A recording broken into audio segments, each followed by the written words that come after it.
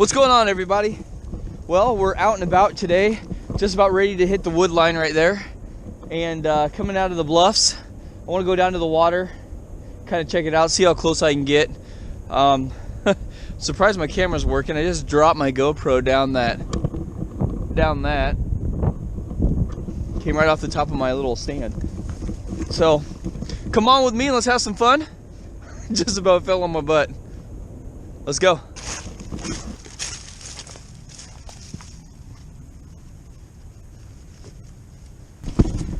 Going down the trail here, you can see I got some nice pretty gloves on. Had to replace my leather gloves. There's nothing left to them, so I got these. They're thin slate. I only paid, oh geez, maybe $7 for them. So, yeah, gotta break them in good.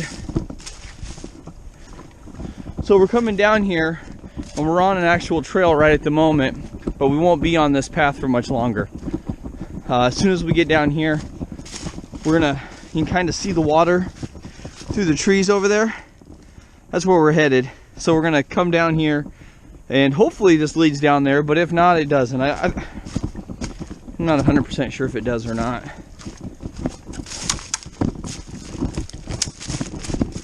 I just know we're going. That's all I know.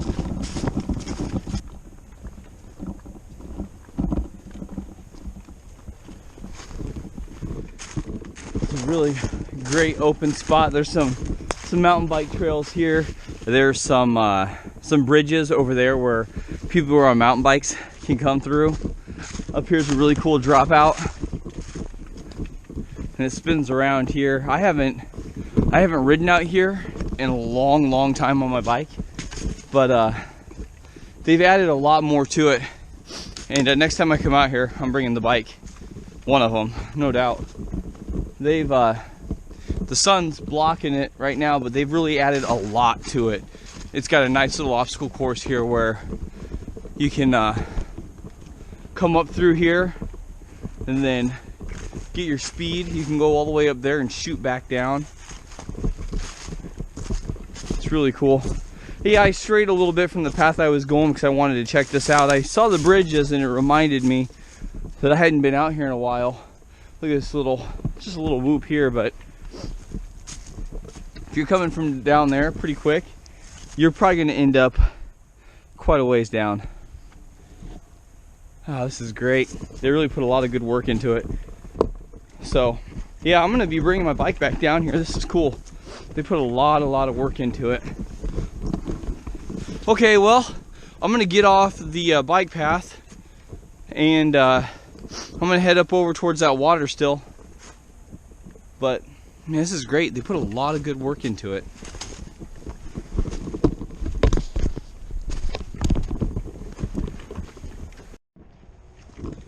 Well, I came across this. There's a bunch of concrete over there. There's some wood here. There's some type of a building or a structure here. But it's not here anymore.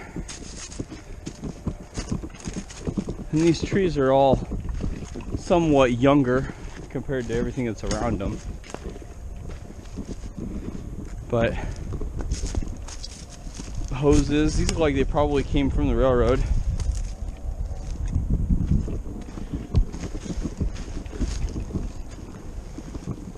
Some of those are for drainage or sewage or what. But this is off of the trail. I just saw the concrete over here. Looks like it's probably a foundation. The concrete's coming from all the way up there.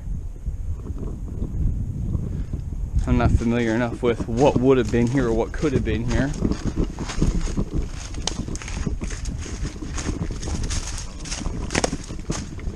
But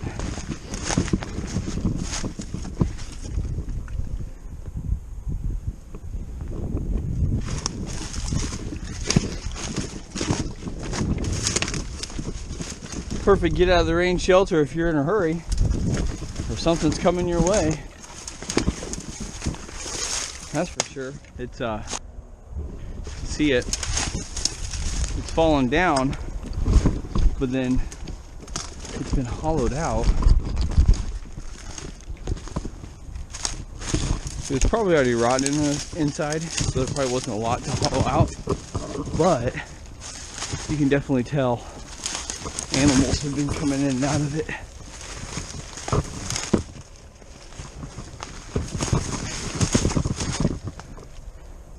Only thing I'm being a little cautious about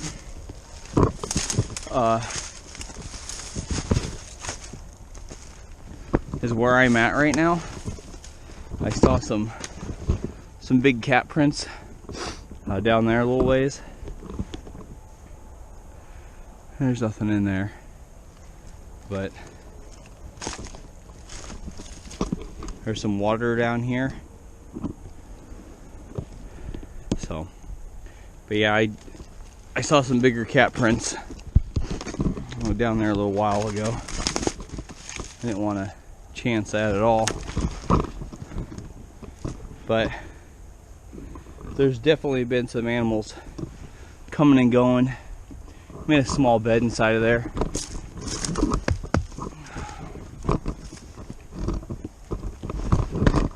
we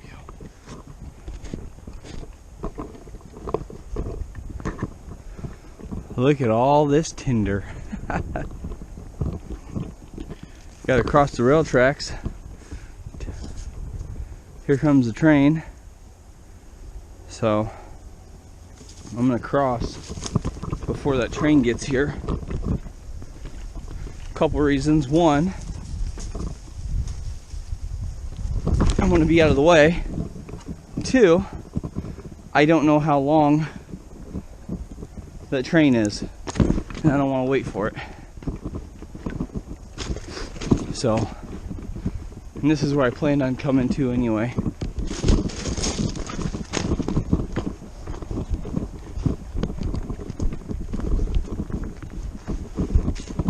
Looks like I've got, I'm sure Bob Knight would like this. That's where I came out of.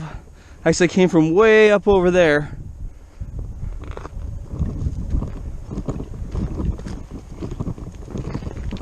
Before that train gets here, though, I'm gonna pop down into the tall grass,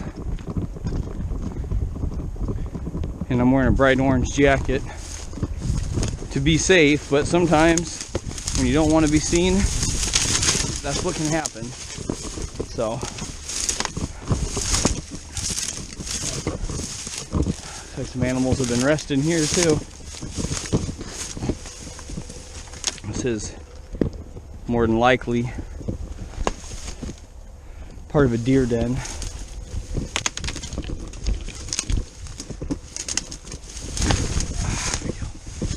All right, it's kind of a nice spot. Besides the super tall grass, I don't know what I'm stepping in.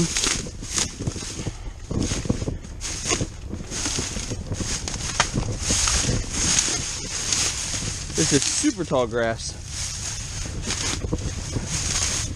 and mud. Some water right here running down.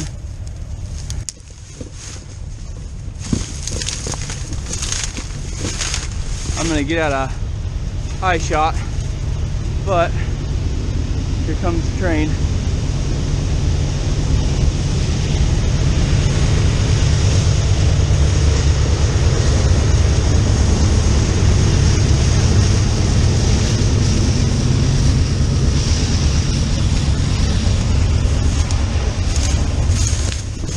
All right, that's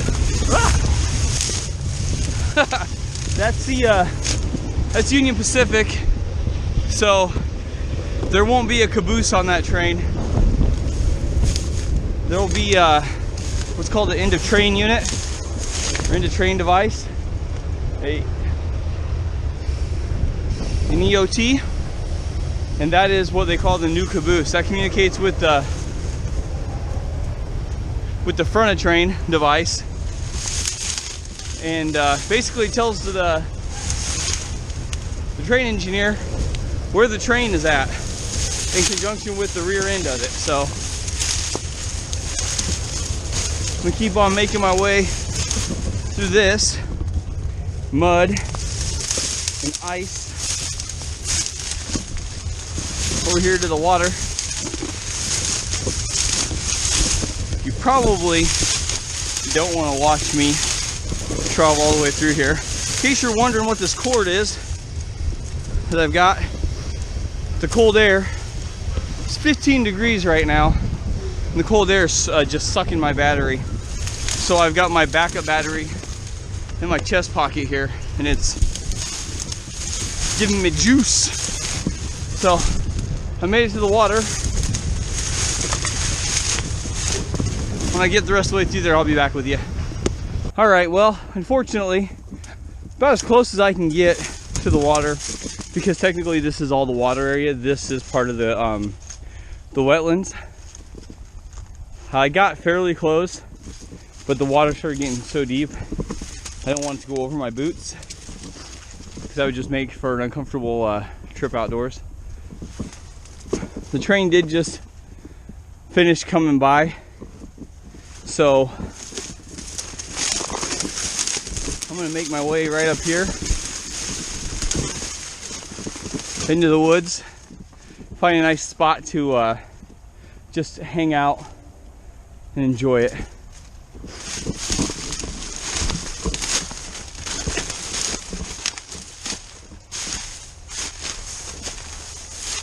You can hear all the water running.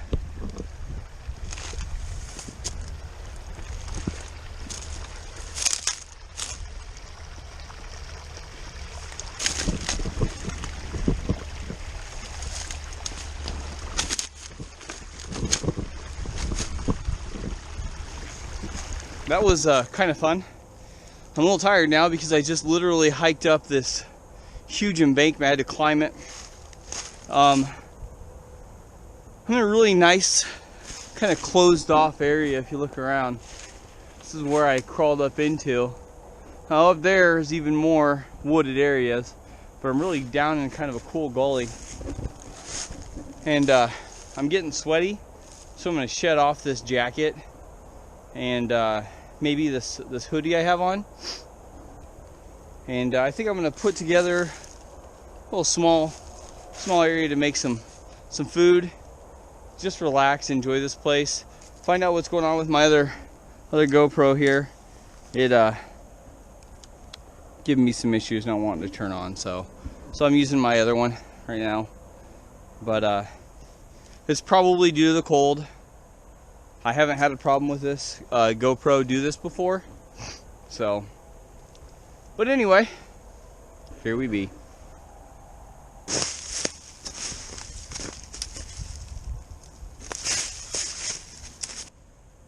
All right, well, it's 15 degrees out here. You can see my breath. But like I had said, coming up that hill, it really made me sweat a lot. So I shed off my jacket, my other hoodie. I'm wearing this shell, and then I have a merino wool insulated layer underneath this. So I'm plenty warm. And in fact, I was actually a little too warm. And other than that, I'm just wearing some merino wool pants underneath here, underneath my jeans, and some bog boots that are good to a negative 40 degrees Fahrenheit. So, well, anyway, I did bring some extra merino wool socks just in case. I almost, but I didn't. I almost stepped over my boot line over there. So, get some food out here. I brought some sausage and eggs. Maybe I'll do a little breakfast burritos. I got some tortillas in here. I'm coming off of a cold, so this is great to be out here. In fact, actually it is great to be out here. It feels amazing. So let's see what I'm cooking with today. I took it off, but I did have a sticker on here. This is my Bushcraft Essentials titanium stove, the Bushbox XL. I haven't used it yet, so there we go.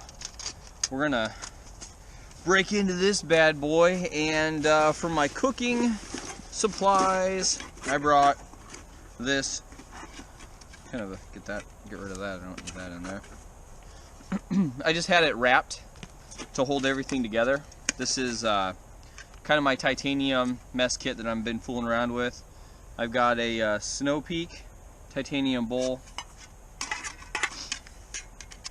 I've got my Snow Peak titanium plate, and then my heavy cover titanium fry pan, and of course I've got the rest of my heavy cover titanium kit with me as well. So will I use everything in this kit? No, but I've been trying to kind of make or come up with a really good titanium little mess kit that I'm carrying around with me. This is a Sea to Summit strap that I just got over it. Just something I'm kind of fooling around with. Nothing major. We all mess with our stuff a little bit here and there. But before I do anything, this isn't even titanium, but I'm whipping out the GSI Catalyst. I'm gonna get a nice cup of coffee going on. I've got my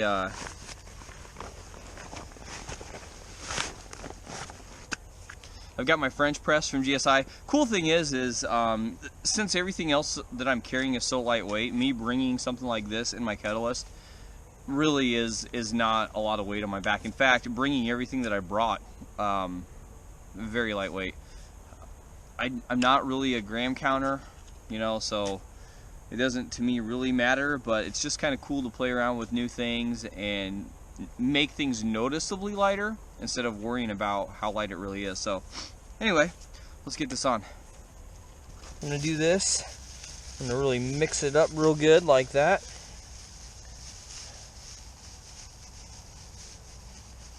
What I'm doing is I'm trying to cause some small little scraps or debris in there.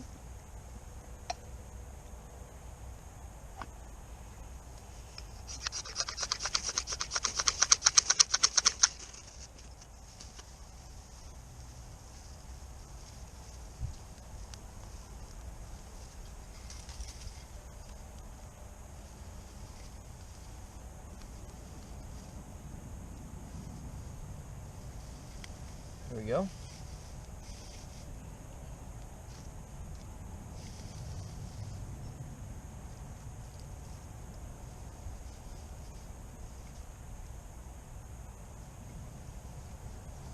Of course, I think I jumped the gun too soon on it. I'm going to relight it in the stove.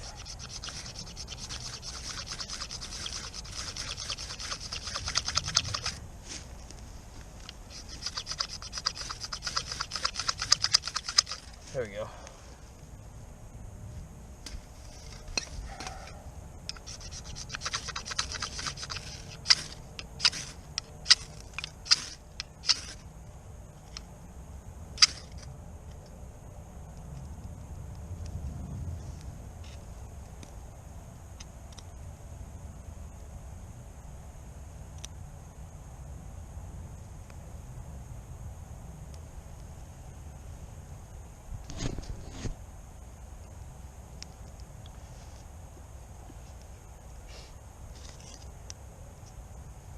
This grass, as dry as it looks, isn't as dry as I was hoping.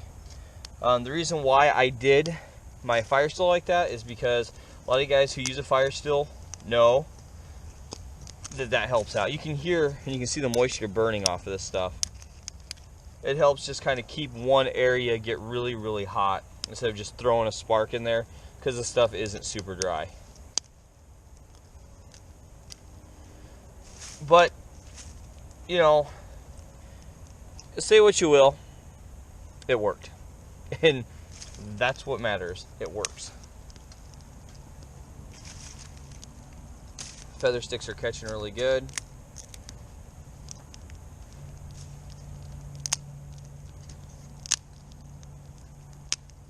I'm not quite ready for this wood yet. This is hollow stuff.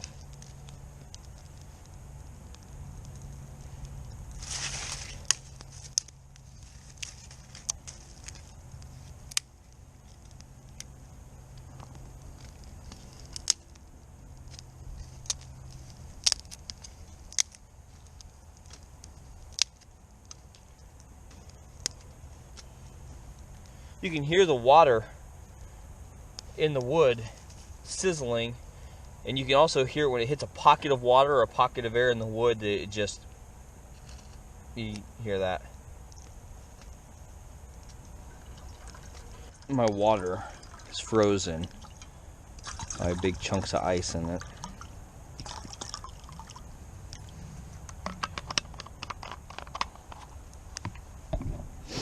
That's all good. I'm put my trivets on. I'm gonna put them on this direction here. I'm nice and close to the fire.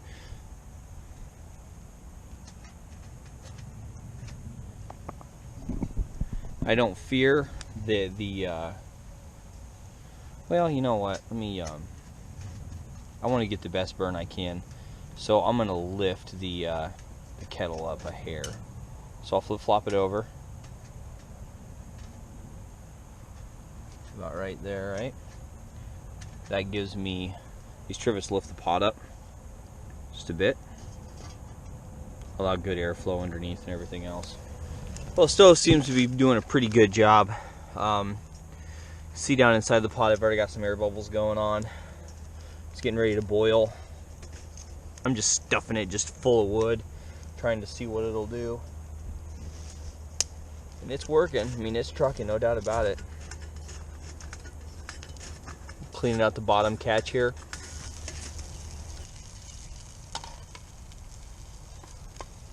I think that a larger stove on this skillet really works out pretty good. It doesn't really give me a hot spot as long as I'm cooking on a low heat, mainly coals. It's doing a superb job. I'm really liking the skillet. I've never really used a skillet that was not coated, so I did add a little bit of oil to it, a little bit of olive oil, and it's doing great.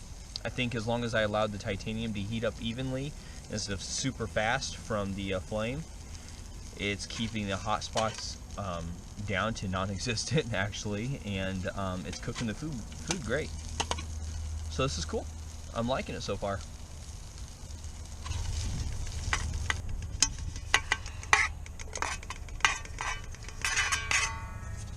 Put these over here to, look at that, that looked great.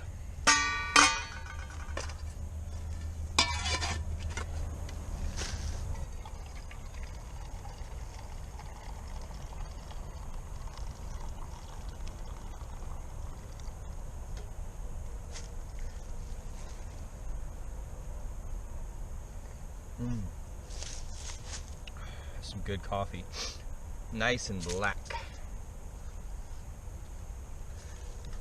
So what I'm going to do is I'm going to cut up some onion.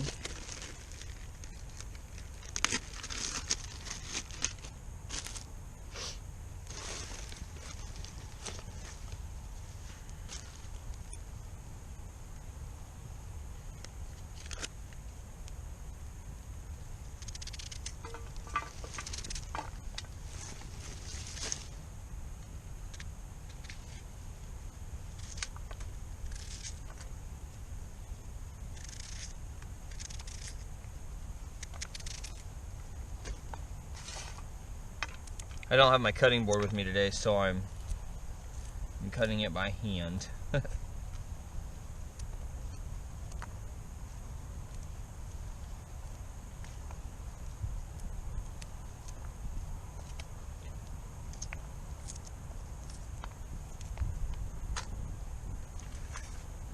And it doesn't need to be perfect either. Just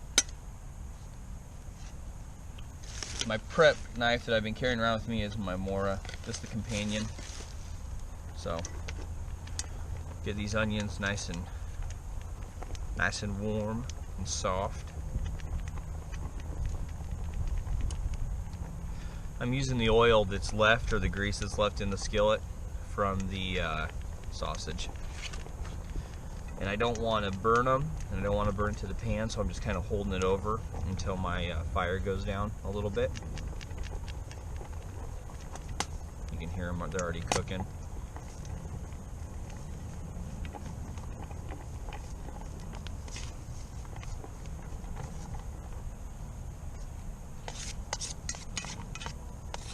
So I'll have a nice flavor to them, I know they will.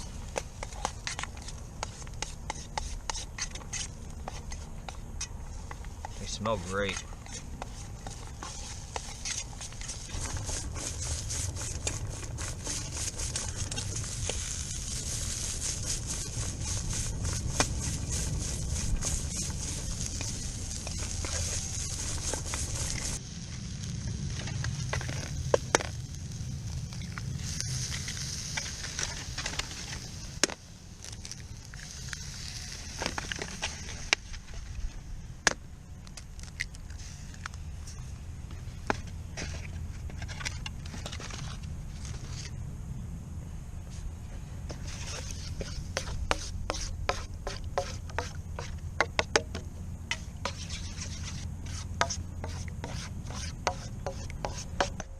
I had to reposition the stove just a bit because the ground was frozen when I started cooking and it's thawing underneath it.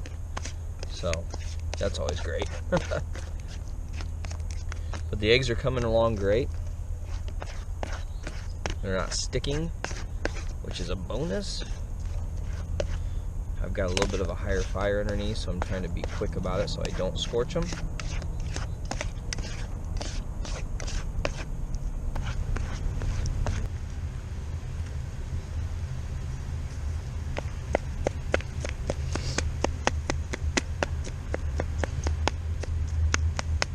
Alrighty, well, this is how I carry my tortillas. In foil. Sometimes it's not always perfect though.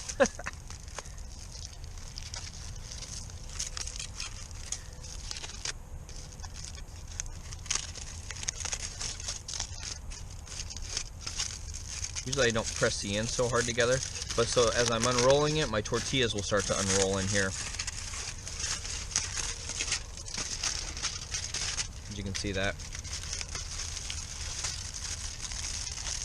So then, pull the tortilla out.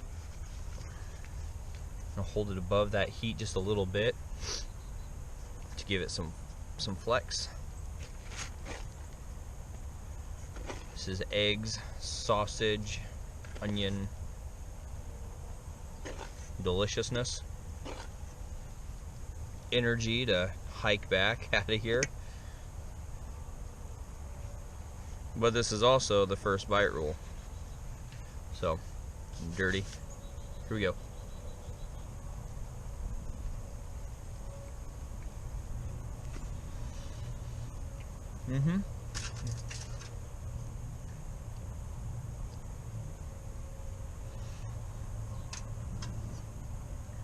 It's good.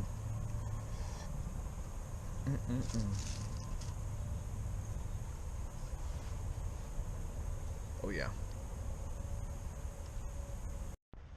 All right, well, I'm just about done eating. Excuse me, I ate all this stuff here. As you can see, I still got a little bit of egg in there, but I don't think that's going to be a problem. I think by the time I get home, I'll be able to rinse it right out. But I enjoyed using this. It honestly, it's not as the weight is convenient, but cooking is not as convenient as my GSI Bugaboo skillet. But I do like the weight. I'm going to continue to use this and both skillets because that's what I like. That's what I do. If I want to go lightweight, like really lightweight, this is definitely something that I'm going to be using. But I want to get better at using this because I don't think it's fair to dismiss it. It is really cool. The weight is phenomenal. The handle didn't get hot at all. And but I didn't let the stove get overly hot with this because I just didn't want anything to stick to it. If I would have had a lot of oil, I'm sure I could fry, like deep fat fry stuff in here. That'd be a better kind of way to find out if this handle would get hot, but I don't think the handle is going to get overly hot to begin with. But no, it was really cool. The stove did phenomenal. The only problem was the ground that was frozen started to melt around it, so my stove started sinking into the mud. But other than that, it's been great. It's a nice little pit stop. So now we had our stop, but let's keep on going. I want to finish hiking and walking through these woods. They're beautiful. As long as I don't have to run into any more trains. I don't mind trains, but I want to hear this instead. not the plane in the background. I just want to hear the animals and the birds. Well, one thing I did was I took the foil that was around my tortillas that I had, and I stuck them around my skillet, so that way I won't get the inside of my pack dirty. And then I put my plate on the inside there, the plate that I was using for my my lid, my simmer lid, and then my bowl on top. It holds everything together. My pack's gonna stay nice and clean. It's not a big deal to get the inside of my bag dirty, except for I use it a lot and I put a lot of different stuff in there, and I just don't want that soot to carry throughout. A lot of you guys understand that, so, and it worked out. So we'll see how it goes, because I've got quite a ways to walk back, and we'll see. Now you guys see that I have this Nalgene bottle here I'm putting away.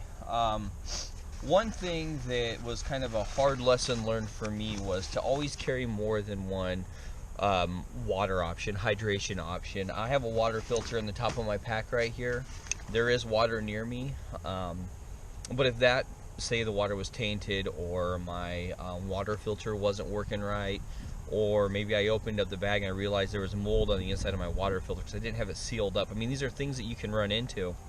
A couple times I'd actually just gone out with just, say, one source of water on a longer hike like today, and I ended up getting dehydrated and feeling like garbage, the rest of the night, because I had used this for cooking, and then I had drank while I was walking, and I cooked, and then I ran out of water. Well, I figured, oh, it's not that cold out, I'll be fine, but that's not the case, because even though it's cold out, right now it's about 20 degrees Fahrenheit. I'm actually getting a little bit colder. I am wearing a couple layers. I'm going to put my jacket and gloves on here in just a moment, but I was cooking, so I actually had the heat resonating off of the stove. And I do actually have a warm cup of coffee here still. But anyway, you can become dehydrated in the cold temperatures from not hydrating yourself, because you think, oh, you know, I'm fine. So you noticed when I got here that my water was starting to freeze up, so I kept my bottles kind of near my stove so they wouldn't freeze on me. But there must be a house up on the other side of this ridge over here. I hear some dogs, or somebody brought their dogs into the woods. I'm pretty sure they brought their dogs into the woods, because I walked through that. Anyway, you know, just be careful and bring plenty of hydration with you. If you're going to bring one bottle, put another bottle in your bag. Put 2 bottles. Put the plastic bottles in your bag. Who cares? There's no reason to get sick from enjoying yourself, and you can get sick. I ran into it myself. And I am getting cold. So, I don't know if I'm going to connect this into the video, or if I'm just going to put this out as a separate video. But I'm very, very, very, very cautious about my water, because I have ran out before as a woodpecker, and it sucks. Don't put yourself in that position. Be prepared, and that's all I got to say about that. So I showed this lots of times. This is my canteen carrier, my canteen pouch. It is called the Mother. This comes from Centerline Systems. Right now you're looking at it, I don't have the G2 gear roll on it. That's right over here. I use the gear roll as my my kitchen. Basically, I have all my cooking amenities in here, and it's really just a small, brilliant little setup. I enjoy it a lot, and it's very, very, very handy. So, but what I wanted to really kind of touch base on with you guys is I do use this. I've had people ask me, how does my kit look so clean? Well, I don't know, tell you the truth. I guess I just take care of it, because I use the garbage out of it. I really, really do. So I guess maybe just possibly taking care of my stuff. Not saying that nobody else does. I don't know. I just, as you can tell, I use it. And lately I've been kind of bad about having videos come out, just because I've been so busy. So I'm gonna have more outdoor videos. I know I've been doing the stove talk, but that's you know, just because I get off of work at 5 o'clock, the sun's already down, I go home, I'm able to check it out, you know, turn on my camera in my shop downstairs. So what I want to show you is, this is my Grand Forest Bruck small forest hatchet, and I really like it a lot. But the cool thing is the molly webbing on the back of this is great because I can slide it. It's a little bit of a tight fit, not really bad though. I can slide it right in there, and this is good because I can carry everything right here on me. Now I am wearing my knife on a dangler today, but this knife right here I mainly use for cooking with. That's just my more companion. My other knife is for processing everything. You know, if I run into stuff, I can just grab it and process, and that's kind of what the axe is also for, the hatchet. Bigger wood that I might run into if I need to, you know, make a shelter. I have my saw in my G2 roll. So alrighty, well, we're gonna finish cleaning this area up and we'll hit the trail. I'm just rambling. It's good to be out.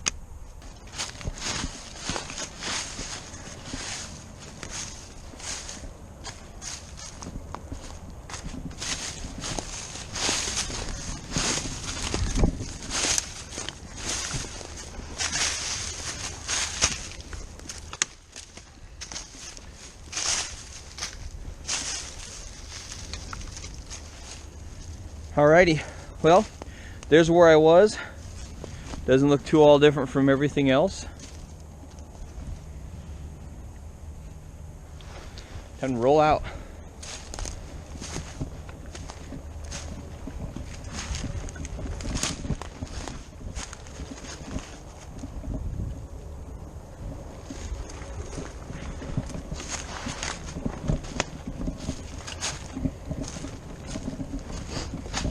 Whew.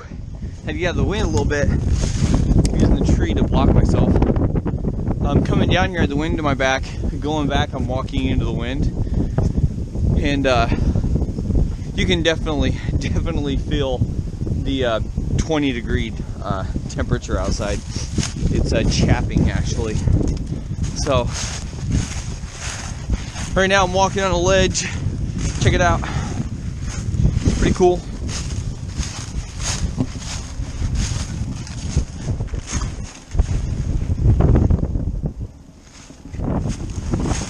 Getting ready to send down here into this area I was at earlier where I showed you guys.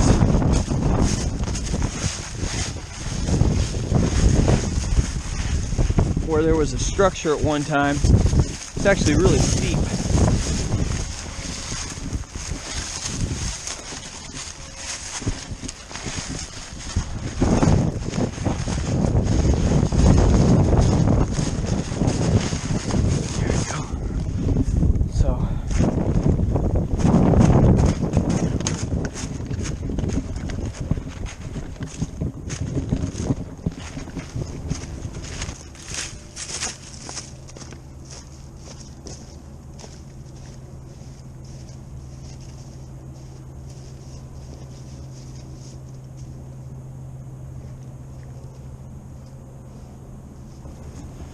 How this trail is perfectly cut in. That is cool. And there's your view. Coming down out of that breeze, I've got protection now. Whew, feels much better. That cold air made my face go numb. So, but I feel better now. No matter how it is, hot, cold, raining, snowing, I would take a day in the woods over just about anything. Now, a day in the woods with my family, that trumps all. Have you ever been walking like uphill for so long, then you actually get on like flat ground? It feels strange, like you're almost like your legs don't know how to react. It's a dog print. I saw some big cat prints earlier, and I thought they were on this trail,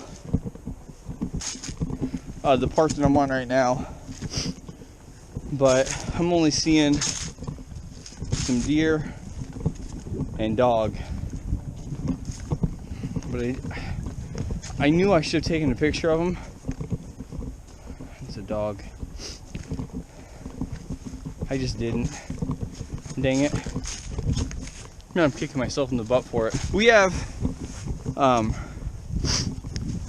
lions here, and they're seen rarely, but I know I came across some tracks.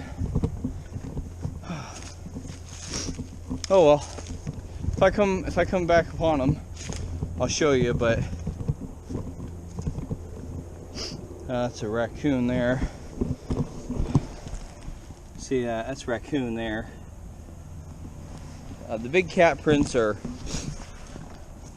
there's a deer, raccoon, there's a dog kind of mixed in there, there's a deer. So, oh well. I thought it was back there on that part. I guess not. Now the way the trail is flattening out right now, I know that I'm almost back to where I started. My nose is running like crazy, but nope. Raccoon and dog. Dang it. Oh well. That stinks. And the ground's frozen now too, so.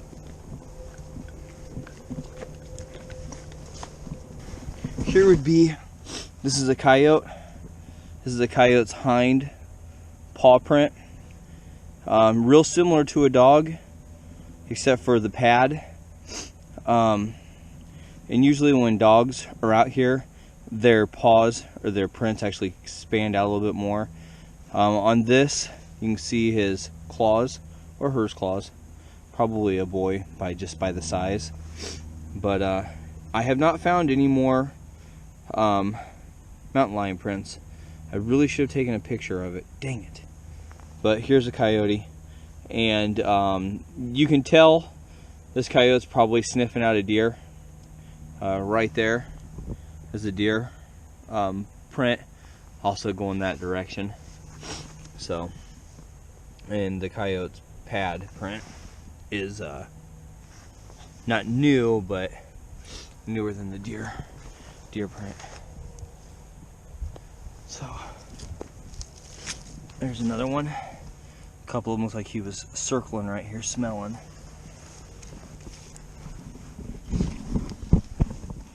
It's kind of fun following their trail, see what they're up to, see what they're doing, kind of see some patterns that they follow.